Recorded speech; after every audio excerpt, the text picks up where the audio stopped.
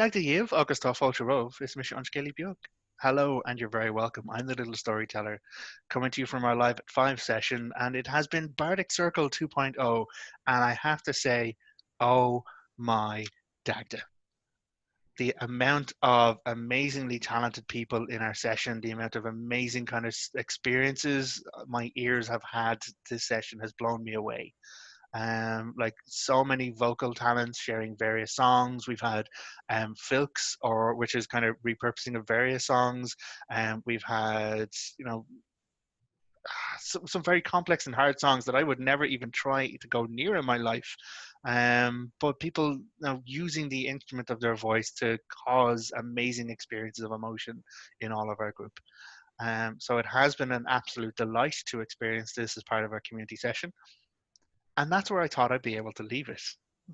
But I was promptly and vocally reminded by everybody, almost everybody, they unmuted themselves to bellow at me through the chat and everywhere else, that I am a member of this community too.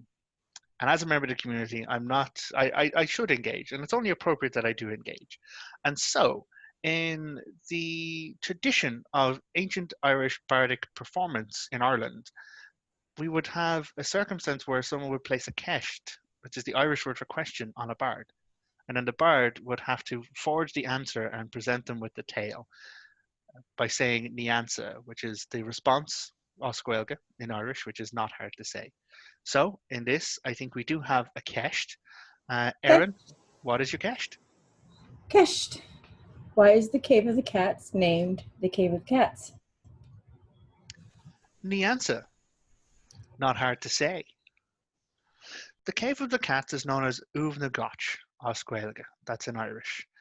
It is known by this name because of a very specific tale. This is a tale of heroes. This is a tale of trials. This is a tale of judgment. And this is a tale of queens. In specific, one queen, the Queen of Connacht, Queen Maeve. In the time of ancient Ireland, everyone knew Maeve was more than just a queen. Maeve was an Ullaf. Maeve was a teacher. Maeve was a judge. But Maeve had her challenges with a local neighbouring ruler, the king in Ulster known as Conor or Concover. Now, Conor up in Ulster, anyone who knows of Ulster knows that it is a place of battles. It is a place of heroes. And in Ulster, Conor was overburdened, some might say, with heroes. And facing a challenge in his own hall, he realized he was in a bit of a pickle. Because three heroes by the name of Conall Cernach, Lir Búideach, and Cuchulainn all presented themselves in the King's Hall, demanding their right to be champion of Ulster. Now, Conor is crafty in his way, and he looked at these three heroes, not wanting to make enmity of any of them, struggles to find some way to resolve this circumstance. How can he choose a champion and then deny the others without it turning to bloodshed and battle in his own doorstep? And so Conor, being crafty, decides he must send them to be judged. Send them to be judged for their heroic deeds and their heroic worth. And so off he sends these three violent young men to the court of Queen Maeve. Now, Maeve was no fool. And Maeve was warned in advance of the coming of the three heroes to her hall.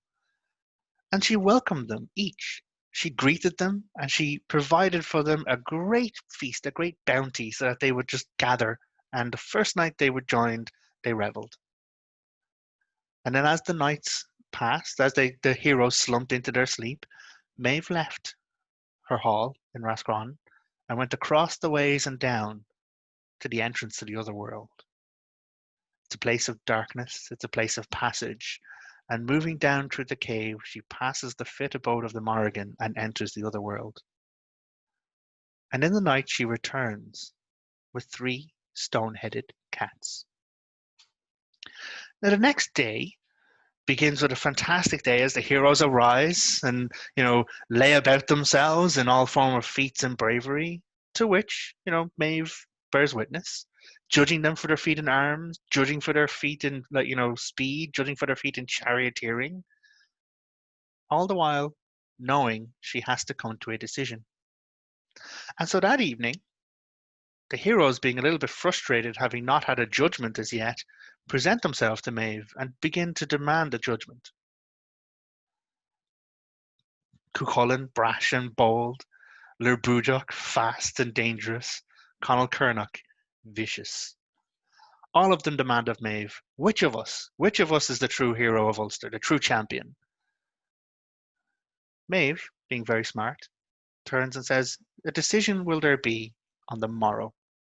I have seen your feat, I have witnessed it, but tomorrow you will have your answer. But this night, instead of a grand feast in the hall, she gave them all separate rooms, separate places to put them in. And she told them, in this each place you will have your bed and you will have your meal. And so as the day finished, all of the heroes were taken to their rooms, and that night Maeve locked them each in their rooms. For in each room was more than just a bed, and more than just a meal. For in each room Maeve had left a stone-headed cat. So the darkness passed, as nights do, and in the next morning Maeve arose and came first to the hut in which she had left Lir Búideach.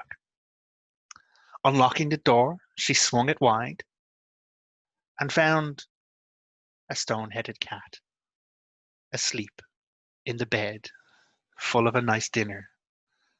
She also found the back wall of the hut had been kicked out and there was no sign of Lir Búideach. Maeve went next to the second hut and unlocking the door wherein she had left Conall Cernach, she walked in and found an eaten meal and a cat asleep in a bed.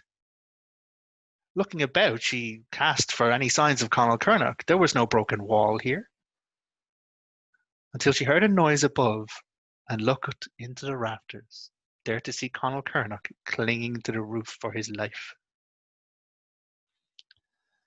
Next, Maeve went to the third and final hut, and unlocking the door wherein she had left Cuchulainn, she came upon a sight that she was not expecting to see. For there was a bed unslept in, there was a meal uneaten, and there in grapple upon the floor, with his blade hilt upon the head of the stone-headed cat, was Cuchulainn. Neither had been moved, neither had stayed the entire night beyond a growl and a grimace in each other's face. And so Maeve had her answer. But too true, she had a trouble. For how in could she declare a victor in her court without it turning to violence? But Maeve is very smart. And so she summoned the heroes each to a private audience with her. First came Lir Búideach, and taking from her own treasure hoard, she brought forth a bronze goblet, and wrapping it in a blanket, she handed it to Lir Búideach and said, hand this to your king.